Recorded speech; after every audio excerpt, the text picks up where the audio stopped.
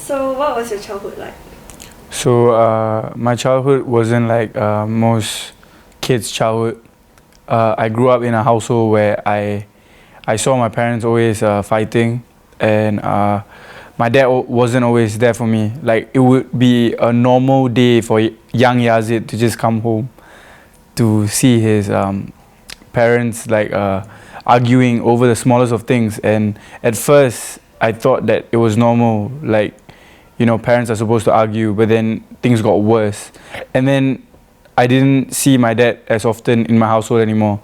And then as I was young, I didn't really know what was going on. So I didn't really like, I always thought that, my dad and mom are going to be together forever. And then like, I think I was like kindergarten or primary school, like P1.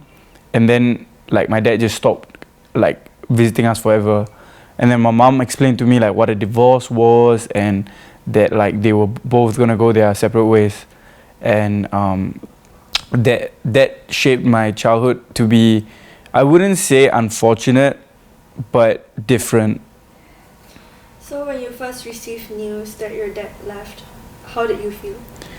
I mean, I'm not gonna make it seem like I'm a strong individual, like I've grown to become a strong individual, but back then when I was like given the news that dad isn't going to be there with us anymore, I was shell shocked. Like I didn't know, like, because every time people would ask you like what does your dad do for a job, like I wasn't ready to like tell them at that age like my parents are getting a divorce.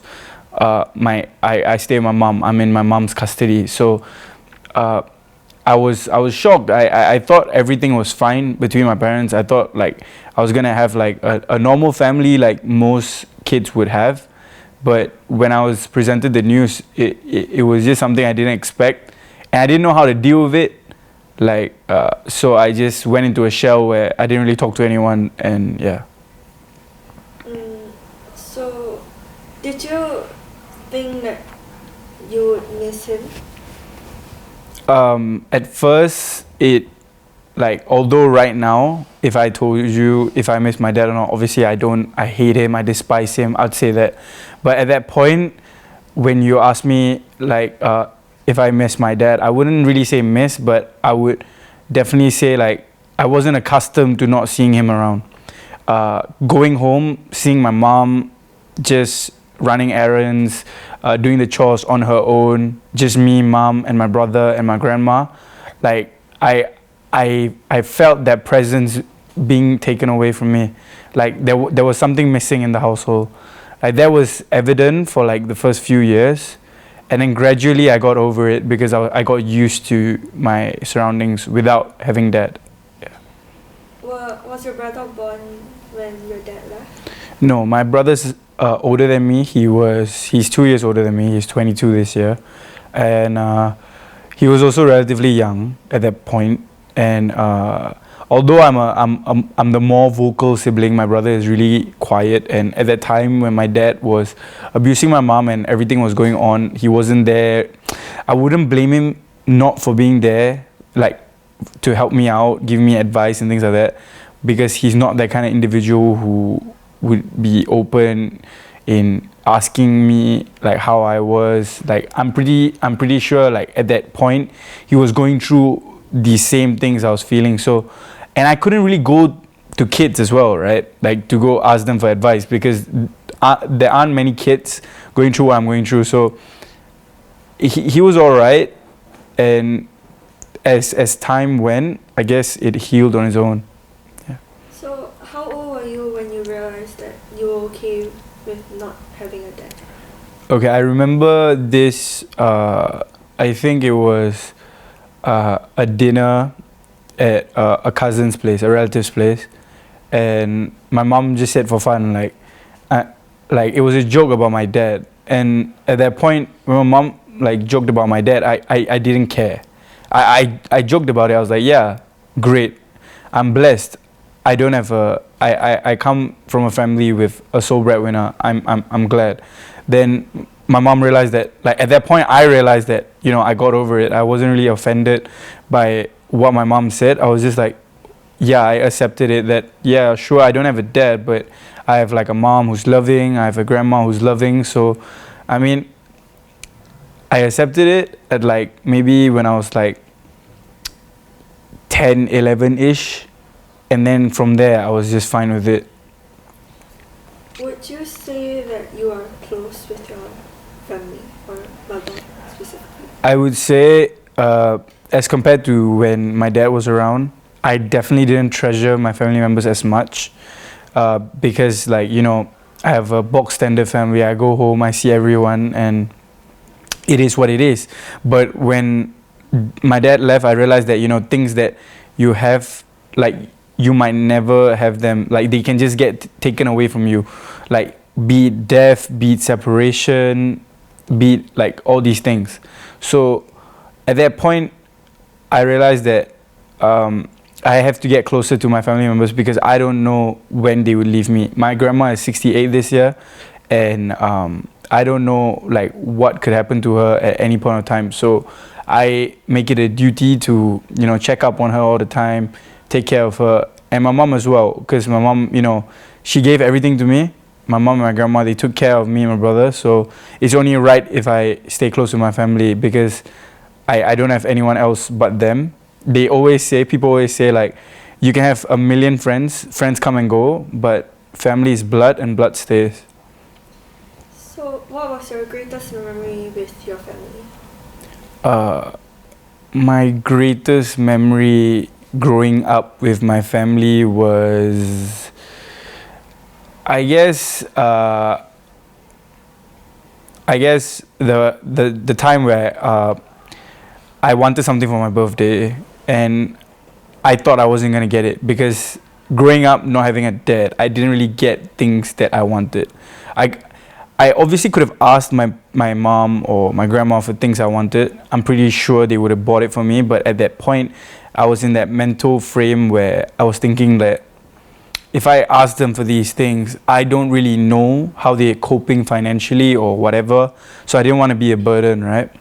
So when the Xbox 360 first came out, I wanted it really badly. And my school allowance was like $2, $5 back then.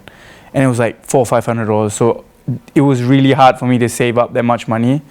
So I was like, I accepted it, I'm not going to get it. And then suddenly, like for my birthday, I think I was like primary 5 or primary 6, my mom turns up with this limited edition Star Wars Xbox 360 controller.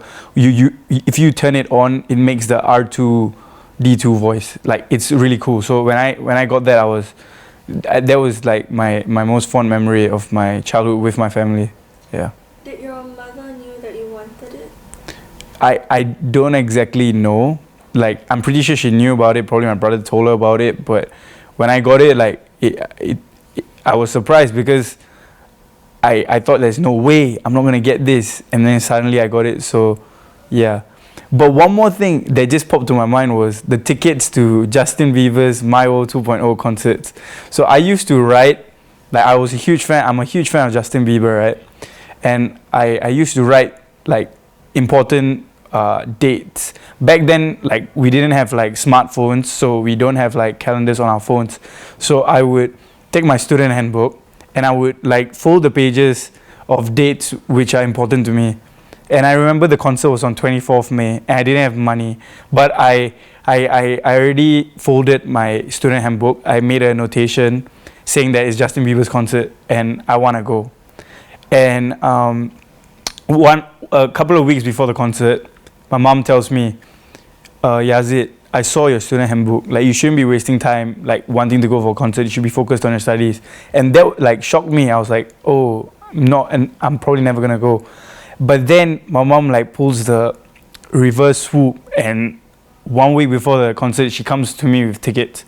She's like, yeah, you and your cousin can go. And I was, like, super, super happy because those tickets were really, really expensive.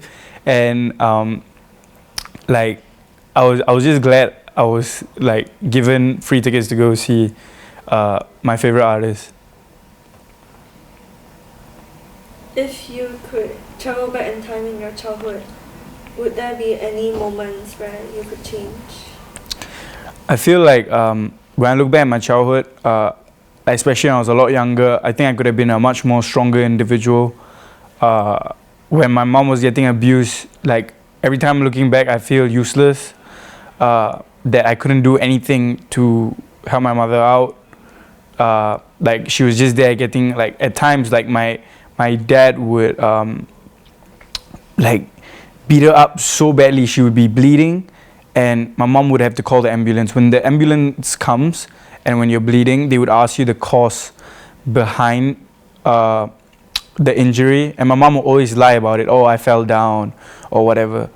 Like looking back, I would definitely want to correct the things that my dad did to my mom. I would, if I could go back in time, I would definitely stop my dad from abusing my mom, because at that time I didn't do anything. But I feel that like it's only right, like if I even though I was young, I think I should have protected my mom a lot more, because she got a lot of things that she didn't deserve.